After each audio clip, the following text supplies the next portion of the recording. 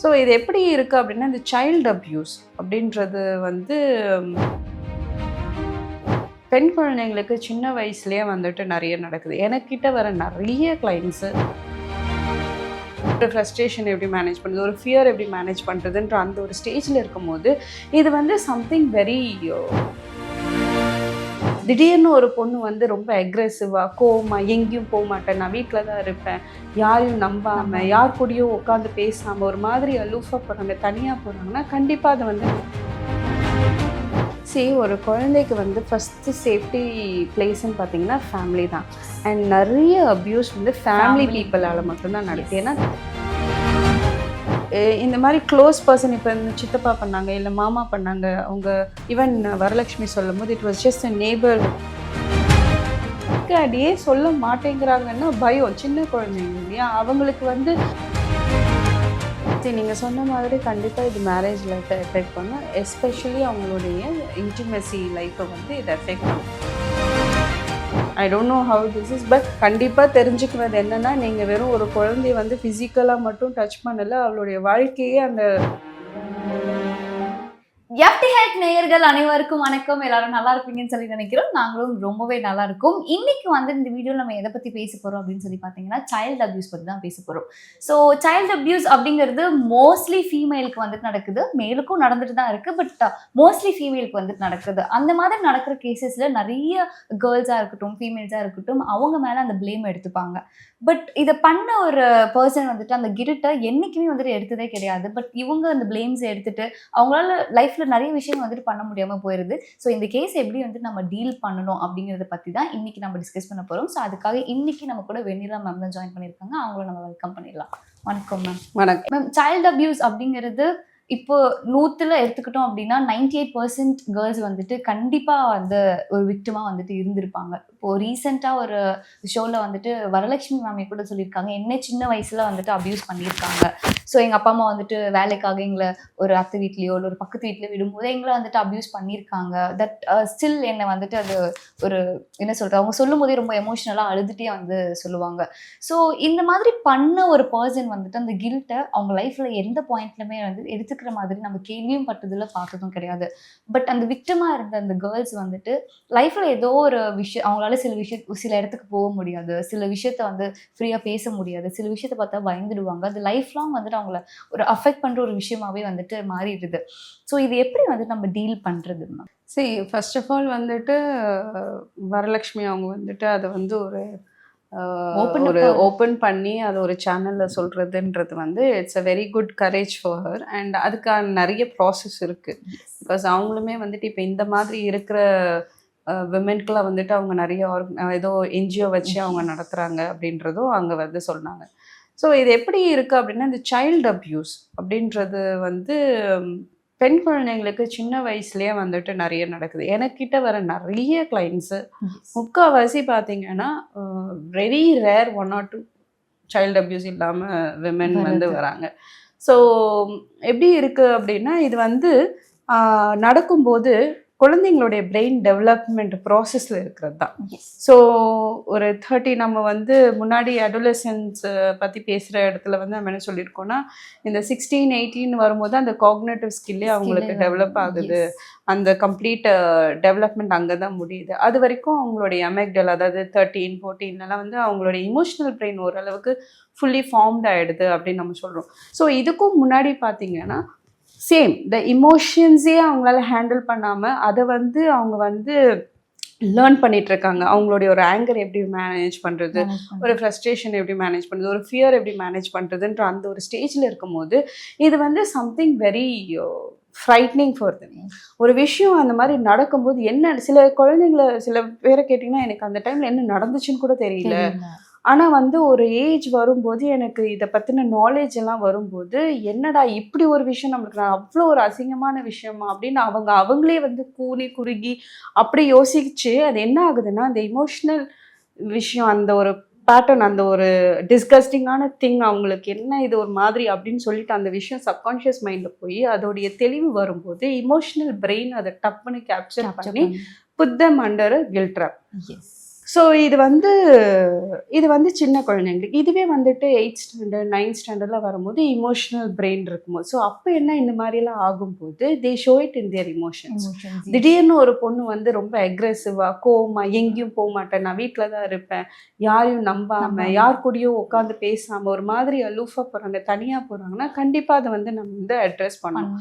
So இந்த மாதிரி அவங்களுடைய ப்ராசஸ் பண்ண முடியாத ஏஜ்ல அவங்களுக்கு இதெல்லாம் நடக்கும்போது என்ன ஆகுதுன்னா அவங்களுடைய அடல்ட் பிஹேவியர்ல இது வந்து இம்பாக்ட் ஆகுது. ஆன்சைட்டி, ஃபியர், லெஸ் கான்ஃபிடென்ட், அவங்களுடைய பாடி பற்றின ஒரு ஒரு மாதிரி ஒரு கேவலமான ஒரு தாட் ப்ராசஸ். அதுக்கப்புறம் வந்துட்டு ஆண்களை பற்றின ஒரு கோபம், அவங்கெல்லாம் இப்படிதான் சொல்லிட்டு ஆண்களை பார்த்தாலே ஒரு வெறுப்பு, அவங்கள வந்துட்டு ரொம்ப கரெக்டாக டீல் பண்ணாமல் அவங்கள வந்து ஒரு ஒதுக்கி வைக்கிறதோ இல்லை அவங்கக்கிட்ட ஹார்ஷாக நடந்துக்கிறதோ, அந்த மாதிரியெல்லாம் அவங்களுடைய பிஹேவியரில் அது வந்து அந்த அடல்ட் பிஹேவியரில் ரிஃப்ளெக்ட் ஆக ஆரம்பிச்சு. மேம் இப்போ இந்த மாதிரி கேஸில் பார்த்தீங்கன்னா நிறைய ஃபீமேல்ஸ் கேர்ள்ஸாக இருக்கட்டும், நீங்கள் சொன்ன மாதிரி ஒரு ஸ்டேஜ் மேலே அந்த கில்ட்டை வந்து அவங்க எடுத்துப்பாங்க, ஐயோ நம்ம தான் தப்பு போல இருக்கு. ஸோ இப்போ இதை வந்துட்டு ஒரு பேரண்ட்ஸ் கிட்டயோ ஒரு டீச்சர் கிட்டயோ ஷேர் பண்ணால் நம்மள தப்பு சொல்லிடுவாங்க, இவங்க வந்து நம்மளோட ரிலேட்டிவ்ஸ் இல்லை வந்துட்டு இவங்களுக்கு ரொம்ப ரொம்ப க்ளோஸான ஒரு ஃப்ரெண்ட்ஸ், இவங்களை பற்றி நீ இப்படி சொல்கிறேன்னு சொல்லி நம்மளே திட்டிடுவாங்களோ, நம்மள தப்பாக பேசிடுவாங்களோ அப்படிங்கிறதுக்காகவே நிறைய பேர் வந்துட்டு இது வெளியவே சொல்ல மாட்டாங்க. ஸோ இந்த கேஸில் ஒரு பேரண்ட்டாக இருக்கட்டும் இல்லை ஒரு டீச்சராக இருக்கட்டும், ஒரு குழந்தை வந்துட்டு சொல்றதுக்கு முதல்ல நம்ம அந்த விஷயங்களை சொல்லணும், இந்த மாதிரி நடந்தா நீங்க வந்துட்டு கண்டிப்பா சொல்லணும் அப்படிங்கிறது வந்துட்டு சொல்லி வைக்க வேண்டியது ரொம்ப அவசியமான ஒரு விஷயம். அப்படி சொன்னாலுமே நிறைய பேருக்கு அந்த தயக்கம் இருக்கு போய் சொல்றதுக்கு. அதை எப்படி அவங்க ஓப்பன் அப் பண்ணுறது? சரி, ஒரு குழந்தைக்கு வந்து ஃபர்ஸ்ட் சேஃப்டி பிளேஸ்ன்னு பார்த்தீங்கன்னா ஃபேமிலி தான். அண்ட் நிறைய அபியூஸ் வந்து ஃபேமிலி பீப்புளால் மட்டும்தான் நடக்குது. ஏன்னா தேர்ட் பர்சன் அப்படின்னு வரும்போது அந்த இடத்துல குழந்தைக்கு அந்த சேஃப்டி இஷ்யூலாம் வராது, எதுவும் நடந்துச்சு ஜஸ்ட் லைக் தட் அப்படின்ற மாதிரி. ஏன்னா அவங்க அந்த தேர்ட் பர்சனை ரொம்ப அதிகமாக மீட் பண்ண மாட்டாங்க.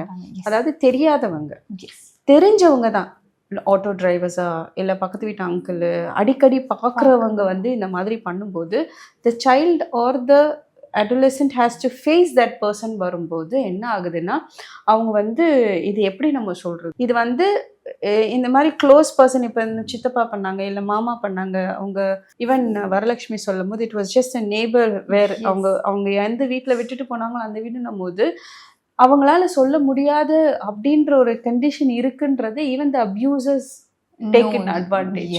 அவங்க ஏதாவது ஒன்று சொல்லி வைக்கிறதுன்னு சொல்லக்கூடாது, இப்படியெல்லாம் பண்ணுறது. ஸோ என்னன்னா இந்த குழந்தைங்களோ இல்லை இந்த அடோலசன்ஸோ இவங்களை விட, இந்த பெண் குழந்தைங்களெல்லாம் விட இந்த அபியூஸ் பண்ணுறவங்க இருக்காங்களே அவங்களுக்கு தான் ஆக்சுவலாக நான் வந்து பேசணும்னு நினச்சேன். ஏன்னா நீங்கள் ஈஸியாக வந்துட்டு உங்களுடைய லஸ்ட் ஃபேக்டர்ஸ்க்காக, உங்களுடைய அந்த ஒரு அசிங்கமான திங்கிங்காக யூ டூ திஸ், பட் அந்த ஒரு பொண்ணு அந்த விஷயத்தை அந்த டைமில் you do and you forget, நீ போயிட்டு உன் லைஃப்பை பார்க்க ஆரம்பிச்சேன். பட் அந்த பொண்ணு அதை லைஃப் லாங் கேரி பண்ணி அவளுடைய லைஃப்பில் அவளுடைய இமோஷன்ஸ் அதை டிஸ்டர்ப் ஆகி, அவளுடைய சேஃப்டி மெஷர்ஸ் டிஸ்டர்ப் ஆகி, அந்த ப்ரொடெக்ஷனே இல்லை, ஒரு மாதிரி ஒரு ஃபியர் அவங்களுக்குள்ள வந்து ஒரு கோவம், ஒரு இன்ஃபியாரிட்டி, அவங்க மேலே ஒரு வெறுப்பு, இதெல்லாம் டெவலப் ஆகி அவங்களுடைய அடல்ட்டில் அது வந்து ரிஃப்ளெக்ட் ஆகி அது அவங்களுடைய மேரேஜ் லைஃபு, அதுக்கப்புறம் அவங்களுடைய பேரண்டிங்னு அவங்களோட லைஃப் லாங் ஒரு பர்சன், ஒரு குழந்தை, ஒரு பெண் குழந்தையோட அல்டிமேட் லைஃபையே புரட்டி போடுற அளவுக்கு இது ஒரு விஷயமா மாறுதுன்றது அப்யூசர்ஸ் தெரிஞ்சுக்கிட்டும்.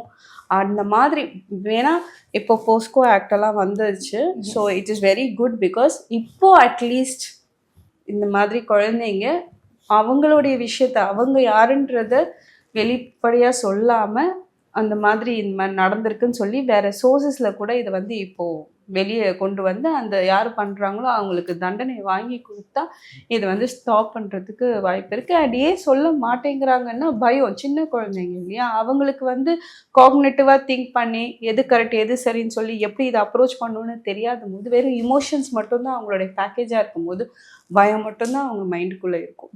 ஸோ இந்த மாதிரி ஒரு பயத்தினாலையும் ஒரு இது ஏதாவது சொல்லிடுவாங்களோ அவங்க ஏதாவது நம்மள ஏதாவது செஞ்சிருவாங்களோ அப்படின்ற பயத்தில் அவங்க சொல்லாமல் இருக்கிறாங்க. Yes ma'am. நீங்கள் சொன்ன மாதிரி கேசஸில் இவங்க வந்துட்டு ஒரு சின்ன வயசில் அவங்களோட அடோலசன்ட் ஏஜஸ் ஸ்டார்ட் பண்ணும்போது வந்துட்டு இந்த மாதிரி ஒரு விஷயம் நடக்குது அப்படிங்கும்போது ஒரு ஸ்டேஜில் அவங்களுக்கு வந்துட்டு ஒரு மேரேஜ் ஆகுது. அப்படி அந்த ஸ்டேஜில் வந்துட்டு அவங்களால ஒரு அவங்களோட பார்ட்னர் கூடயே வந்துட்டு அந்த செக்ஸ் லைஃப்பில் வந்துட்டு ஈடுபட முடியறதுக்கு ரொம்பவே கஷ்டப்படுறாங்க. இதனாலே நிறைய பேருக்கு வந்துட்டு டிவோர்ஸ் ஆகுது, இல்லை நிறைய வந்துட்டு மிஸ் அண்டர்ஸ்டாண்டிங் வந்துட்டு ஏற்படுது.